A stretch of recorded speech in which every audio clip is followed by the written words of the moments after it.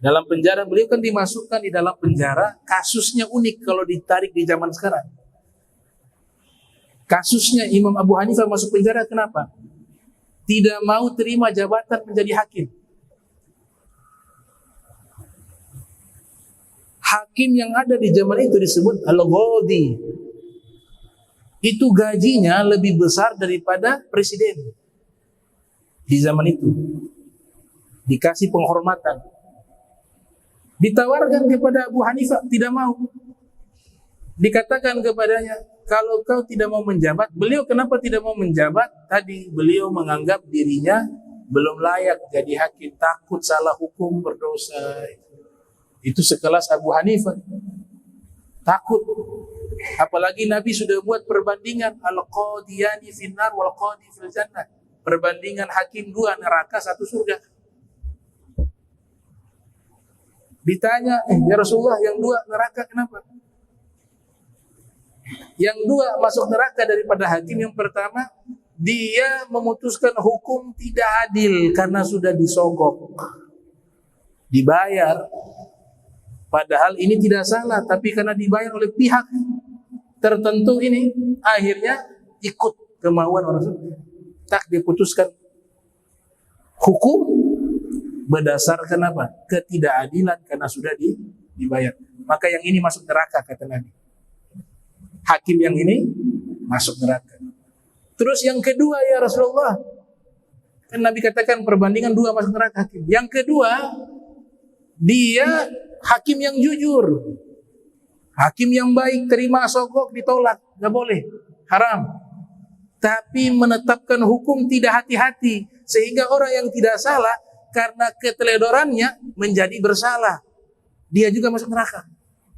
Karena kan menentukan nasib orang.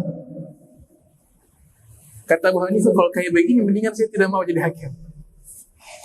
Dia analisa panjang tuh. Abu Hanifah analisa panjang, berat. Dikasih ancaman, pemerintah waktu itu menganggap yang berhak jadi hakim di Irak, di Kufah, itu Imam Abu Hanifah.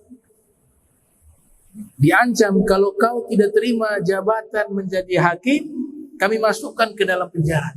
Dia mengatakan, as-sijnu ahabbu ilayya. Penjara aku lebih suka daripada aku menjabat menjadi hakim. Ini kesalahan model apa ini? Masuk penjara sampai meninggal di dalam penjara dalam keadaan sujud salat. Istiqomah dalam penjara mengkhatamkan Al-Quran 6.000 kali. Jadi luar biasa nih imam-imam terdahulu. Orang soleh, betul-betul soleh. Alim, betul-betul alim. Kasus yang sama seperti Sufyan Ats-Tsauri juga ditawari menjabat jadi hakim, beliau lari. Hijrah dari Irak pergi ke Yaman. Lari dari jabatan. Kalau zaman sekarang terbalik.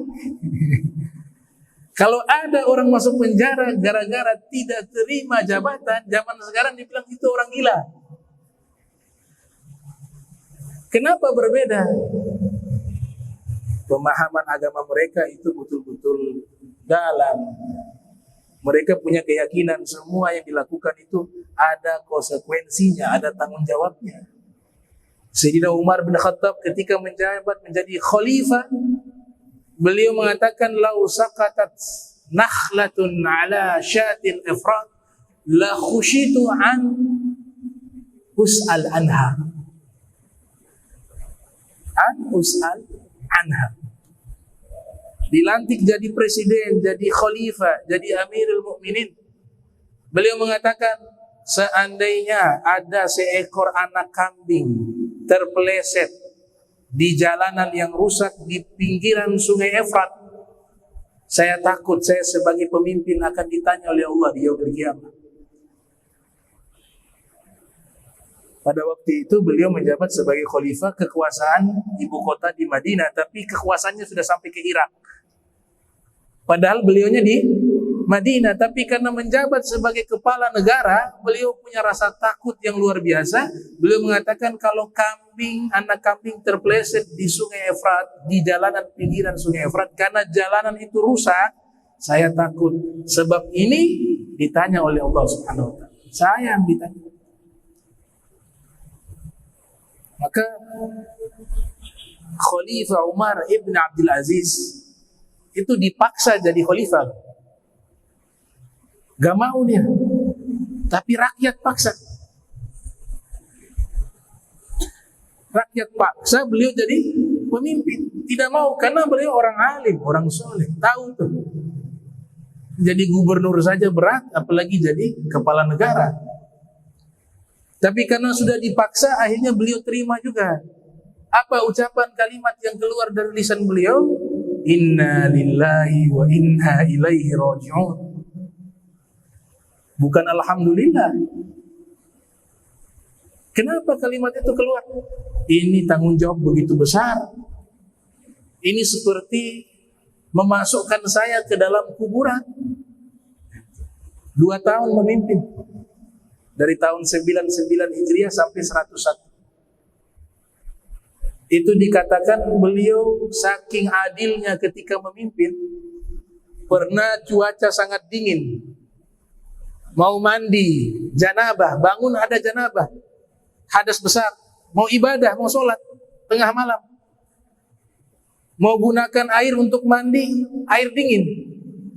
Akhirnya disuruh kepada satu pelayannya, tolong cari kayu bakar. Saya mau mandi, mau ibadah, mau mandi janabah. Ini pelayan masuk ke dapur darurat, dapur umum milik rakyat. Diambil kayu bakar itu. Kemudian airnya dimasak. Sudah panas nih air, tunggu hangat, dibawa kepada Khalifah Umar ibn Abdul Aziz. Ketika mau mandi, beliau katakan kepada pelayan tersebut, kau sudah memanaskan ini air? Sudah. Kayu bakarnya dari mana kau ambil? Oh, di dapur umum. Dia bilang, kau ambil air dingin. Itu lebih baik aku mandi dengan air dibanding saya menggunakan uang rakyat. Ini milik rakyat, gak boleh.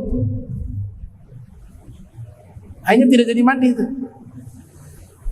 Menggunakan air hangat tersebut. Bahkan dikatakan anaknya sedang menulis, lagi belajar. Dia nyalakan lampu lentera. Zaman dulu pakai minyak. Ditulis sama anaknya pelajaran. Lagi belajar, lagi tulis.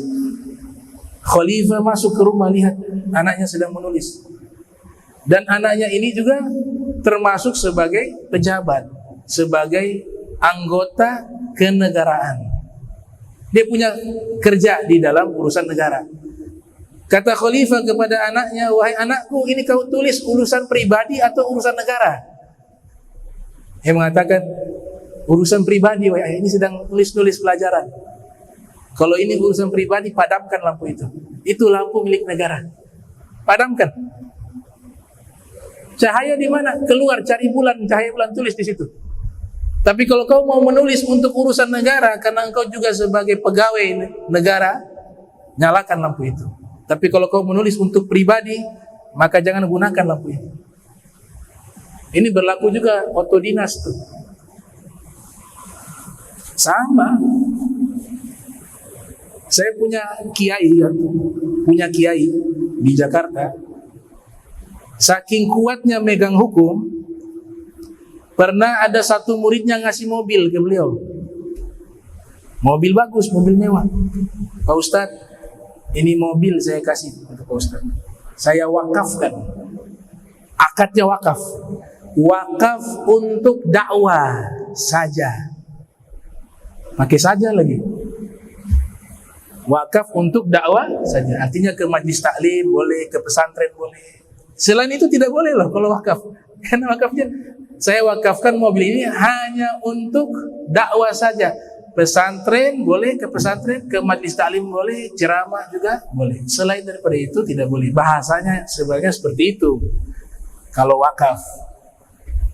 Malam-malam Ustadz lagi tidur, istrinya hamil besar. Sudah 9 bulan. Tahu-tahu istri mengatakan perut sakit. Air ketuban sudah pecah, panik nih, wah, bawa ke rumah sakit. Sudah masukin itu koper ke dalam mobil wakaf. Semuanya sudah dimasukin.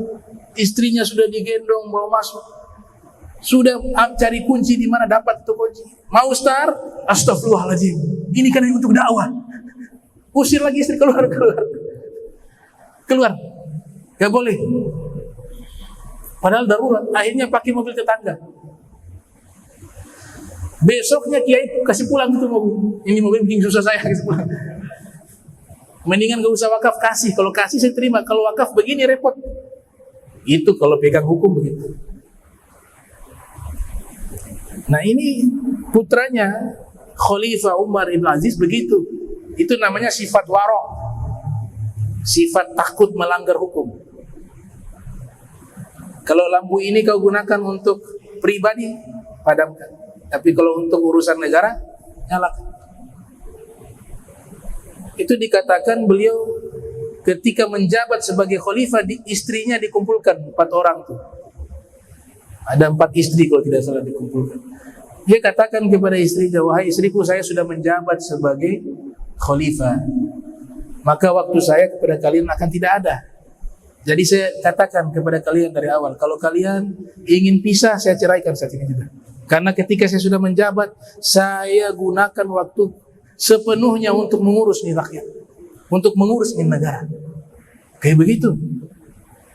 Tapi mereka tidak mau, tetap mempertahankan. Baik, kalau kalian terima itu, saya minta kalung-kalung emas kalian diberikan kepada saya. Kenapa? Saya mau masukkan ke kas negara. Saya mau gunakan untuk rakyat. Begitu. Dicabut. Rantai emas istrinya dikasih kepada Khalifah Umar bin Aziz. Dimasukkan ke kas negara. Sisanya dibagikan kepada fuqara wal masakin. Begitu. Sampai meninggal kain kafan utang.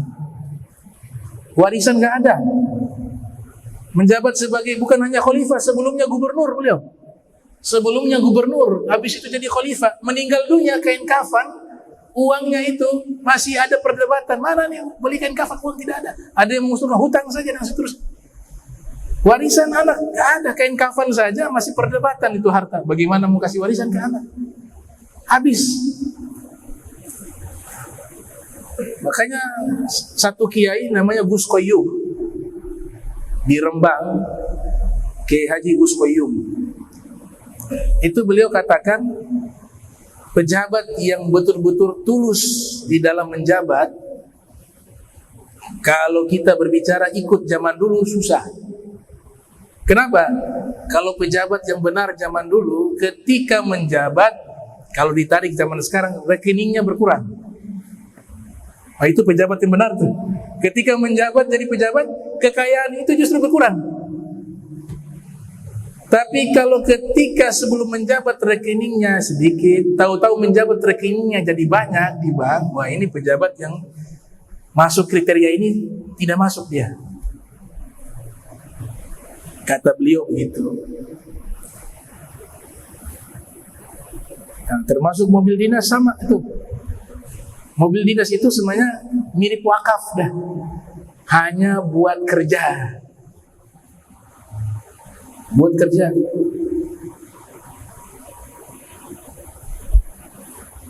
Jadi menerapkan hukum Islam itu tidak mudah. Gak bisa setengah-setengah. Tapi kalau ada hamba yang berusaha menerapkan seutuhnya, itu akan diberikan kemuliaan yang sangat tinggi di sisi Allah Subhanahu wa ta'ala.